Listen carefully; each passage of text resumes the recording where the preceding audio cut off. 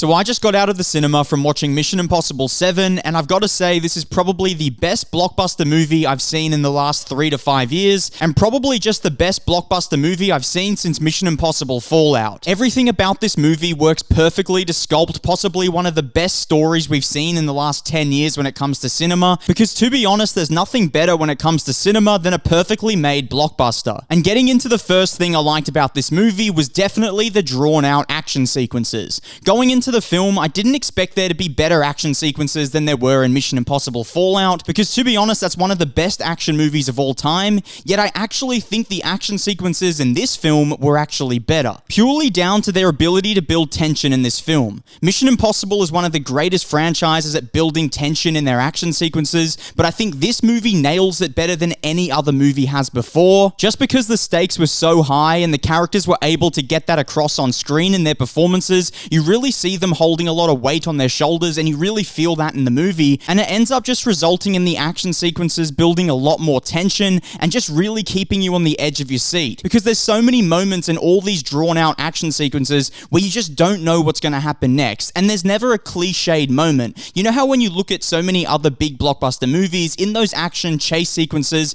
there are those cliche moments where you know what's going to happen, you know the train's going to be coming to them and they'll quickly get out of the way, you know the train's going to be moving and they'll duck underneath the tunnel just in time. But in this movie, so many different things happen that you would honestly never expect to see in an action chase scene, and so many times they're actually cornered and there's no way out. In so many movies, you see them get cornered, but there's always one street that's free, just happens to be that it's available for them to get out. But in this film, none of those cliches happen, and in these drawn-out action sequences, they really keep you on the edge of your seat just because you've never seen anything like them before. And so for the tension building alone, I would actually put the action sequences in this movie above Mission Impossible Fallout, which I know was really high praise, as that's probably the best action movie of all time, but this one I actually think tops it. And another reason I think the action sequences were so good in this film is because of the way that they were able to perfectly weave character and story into the action sequences. It can become really easy to just lose yourself in trying to create the coolest action moment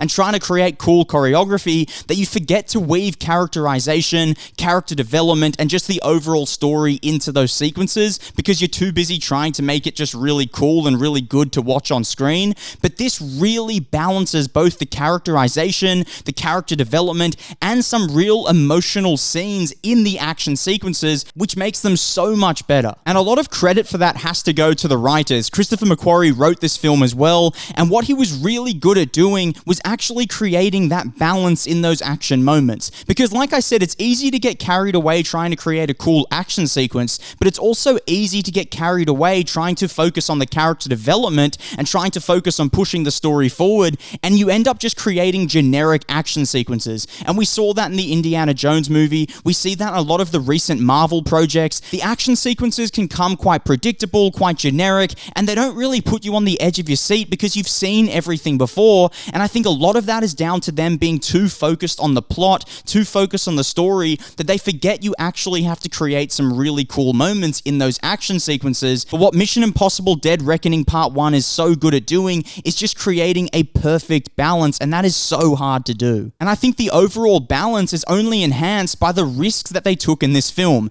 By far, they took the most risks they've ever taken visually in this movie than they have in the whole franchise. There's so many moments in this film where you can see how they took from John Wick, you can see how they took from movies like Jason Bourne, and you really see them challenge themselves visually. They use certain colors, they do some cool things cinematography-wise, where they do some cool stuff with the zooms and the zoom-outs that you haven't really seen before in Mission Impossible, and I think they really took a lot of risks filmmaking-wise, and it really paid off. It really made it seem unique, it came across as different, it came across as something that you've never seen before, and I always love when you watch a blockbuster movie that actually takes risks, because it reminds you that at the end of the day, it is cinema, it is an art form, because so often you watch these movies and they're so generic. You've got the good guys and the bad guys, and the good guys always win in the end, and the action sequences, yeah, they're challenging, and yeah, they get themselves into danger, but they manage to get themselves out. Where in this movie, they take so many different risks, and they try things that you honestly just haven't seen before. And I really like the way that they took from movies like John Wick and Jason Bourne, yet still made it their own. It didn't feel like they were paying homage, it didn't feel like they were stealing anything, it felt really unique, but you could see where they got those ideas from, especially when it came down to the colorizations and the neon lights in certain scenes. It was honestly really cool to watch, and I did not expect seeing that in a Mission Impossible movie. And another thing I loved about this movie was the way in which they were able to build huge stakes for the film, but still make it come across as realistic. You know, when you watch so many other franchises, once they get to the 7th or 8th movie, the stakes get so big that it ends up just becoming so unrealistic. When you watch Fast and Furious, I mean, they're shooting cars off into space, doing all sorts of crazy stuff. It just doesn't come across as real. But what they're able to do here is build probably the biggest scope of action blockbuster I've seen before, and really build the stakes so high, where it's so much bigger than anything I've ever seen before in a spy, secret operative, blockbuster type movie,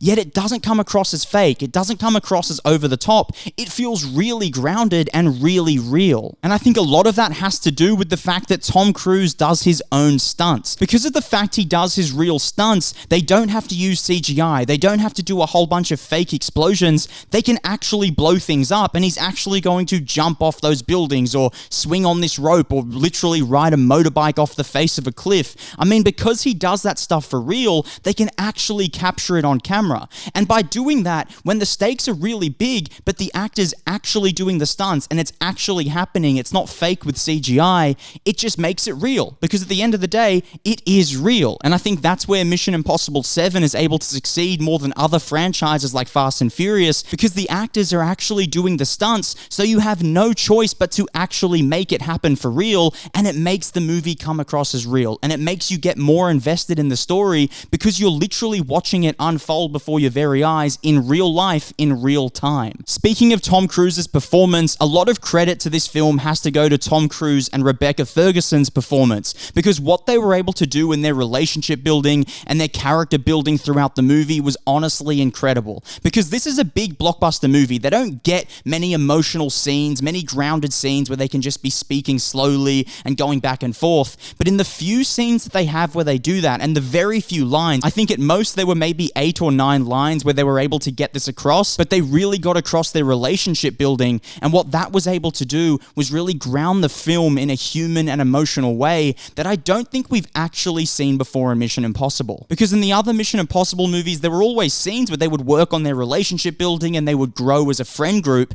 But what's good about this is that they really focus on it a lot more, and it has a big bearing on the story. I'm not going to give anything away, this isn't a spoiler review, but just know that the relationship building is vital to the story, and I think more so than we've ever seen before in a Mission Impossible movie, and I really enjoyed it. I think it really worked, and it really made the movie so much more emotional and so much more big and grand, and you really leave the cinema kind of gut-wrenched but also happy, and a lot of that is down to the performance by both Tom Cruise and Rebecca Ferguson. They really carry this film on their back, and they did it in such a great way. And the last thing I loved about this movie was that finally we saw a spy operative film where the bad guys weren't just trying to get nuclear launch codes or launch a nuclear attack. I mean, thank God this was about something else, because honestly, it seems like every single secret spy operative movie, the bad guys are always getting nuclear bombs, and that's exactly what's going to happen. And that's basically been the bad guys in all the Mission Impossible movies.